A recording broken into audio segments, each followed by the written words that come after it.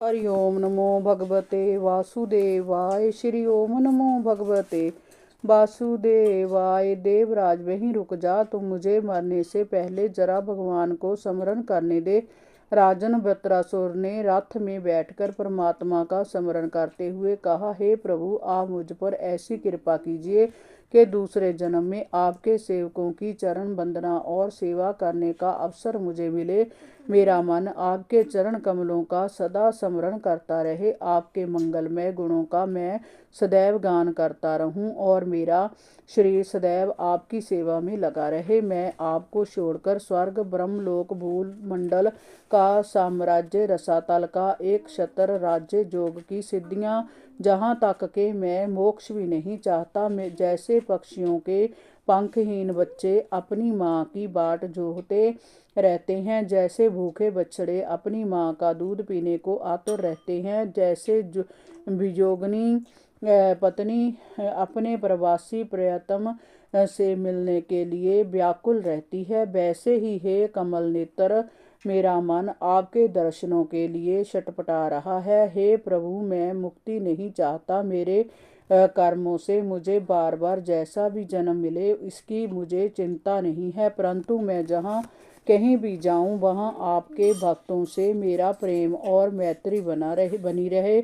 ऐसी कृपा आप मुझ पर कीजिए। मैं मात्र इतना ही चाहता हूं कि जो लोग इस शरीर और माया मोह से ग्रसित होकर संसार के बंधनों में पड़े हुए हैं, उनसे मेरा कभी किसी प्रकार का भी संबंध ना हो। 12वां अध्याय, वृत्रासुर का वध।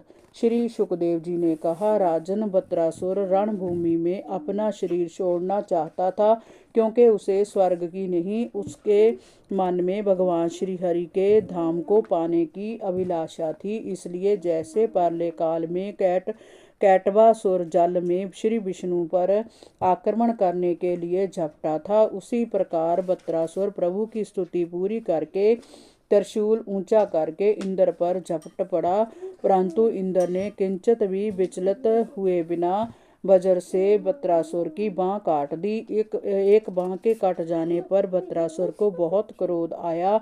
उसने इंद्र के पास पहुंचकर उसकी ठोडी पर और गजराज ऐरावत पर परिथ से प्रहार किया। उस प्रहार के कारण इंद्र के हाथ से वज्र गिर पड़ा।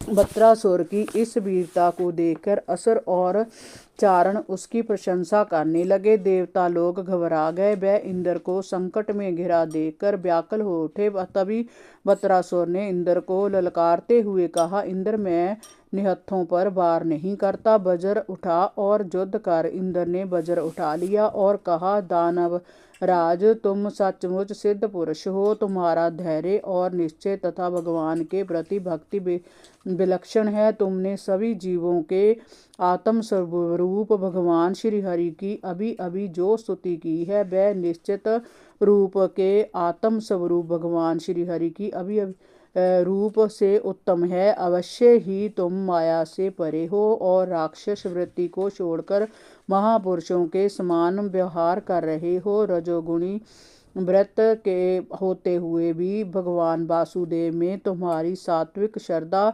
और आस्था दृढ़ है। जो भगवान श्री हरि के चरणों में प्रेमा भक्ति रखता है, उसे जगत के भोगों की क्या आवश्यकता है। अमृत के समुद्र में विहार करने वाला गंदे जल से भरे गड्ढों में मुंह नहीं धोता। परीक्षित, इस प्रकार इंद्र और वृत्रासुर परस्पर बातें करते हुए युद्ध करने लगे। वृत्रासुर के प्रहारों को इंद्र ने काटा और एक ही झटके में उसकी दूसरी बांह भी काट दी। अपनी दोनों बाहों के कट जाने से वृत्रासुर तड़प उठा। उसने तत्काल अपनी माया से एक भयानक अजगर का रूप धारण किया और इंद्र की ओर मुंह खोलकर आगे बढ़ा। पास आकर वह ऐरावत हाथी के साथ इंद्र को भी एक ही सांस में लीन गया। देवताओं ने जब देखा कि वृत्रासुर ने अजगर बनकर इंद्र और ऐरावत को निगल लिया है, तो वह बहुत दुखी हुए और हाय हाय करने लगे, परंतु इंद्र ने नारायण कवच के से अपने आप को सुरक्षित कर रखा था, इसलिए अजगर रूप वत्रासुर के पेट में जाने के बाद भी इंद्र की मृत्यु नहीं हुई। उसने अपनी शक्ति से अपना आकार बढ़ाया और अपने वजह से अजगर का पेट फाड़कर बाहर निकल आया। बाहर आते ही तीव्र गति से उछलकर इंद्र ने वत्रासुर का पहाड़ से भी ऊंचा सिर काट डाला। वत्रासुर का सिर बड़े वेग से धरती पर गिर पड़ा। राजन, जिस समय वत्रासुर मारा गया उस समय आकाश में दुंदुभियां बजने लगी। ऋषि मुनि इंद्र की स्तुति करने लगे और आकाश से पुष्प वर्षा करने लगे। वत्रासुर का सूक्ष्म शरीर उसके नश्वर शरीर से निकलकर वैकुंठ लोक की ओर चला गया। सभी ने देखा कि उसके सूक्ष्म शरीर को श्रीहरि के पार्षद एक सुंदर और भव्य विमान पर सवार कराकर लिए जा रहे हैं। हरि ओम नमो भगवते वासुदेवाय। श्री ओम नमो भगवते वासुदेवाय।